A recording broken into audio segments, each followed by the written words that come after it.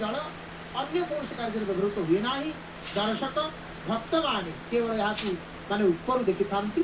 दयनामाली सेवक स्नान पूर्णिमा पूर्व दिन कूपू से सुनाको को उछाड़ी था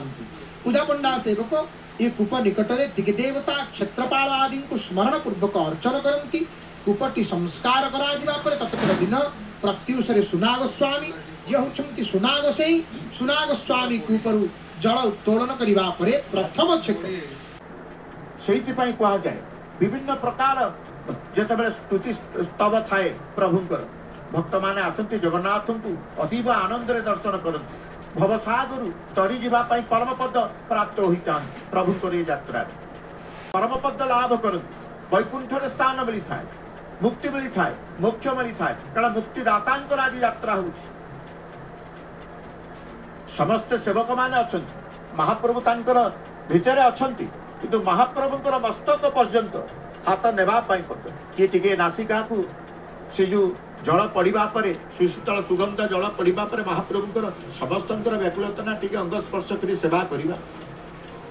सेठी समस्ते अछंती किंतु एभली भाव में समन्वय रही केते सेवक तांकर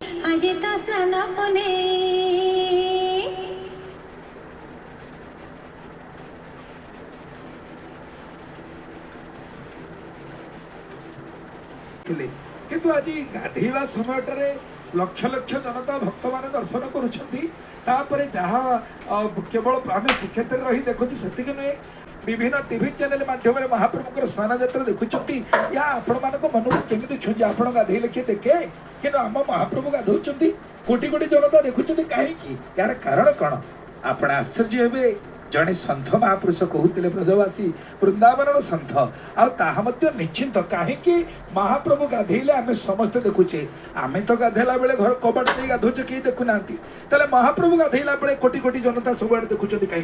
स्वर्ग मर्त्य पाताल अतल वितल सुतल तलातल रसातल महातल भूर्भुव सह मह जन तप सत्य 14 ब्रह्मांडर लोक देखुं मो महाप्रभुकर ये दिव्य स्नान यात्रा को कहीं थरे द्वापर जुगर कथा गोपा गोपी माने कौन कर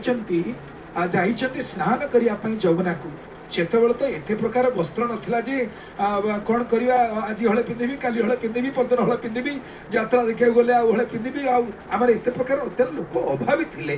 तो केवल अंग ढाकिया वस्त्र आवश्यकता थिला तो गोपाळुणी माने बा से गोप कन्या माने जो माने जाइकरी कौन आपण भी आज गले देखिए वृंदावन रे कांतायनी मंदिर अच्छी जमुना कूल कांतायनी महामाई महाजग्नि महेश्वरी नंद गोप सुत देवी महाप्रभु श्री जगन्नाथ की जय जगन्नाथ कही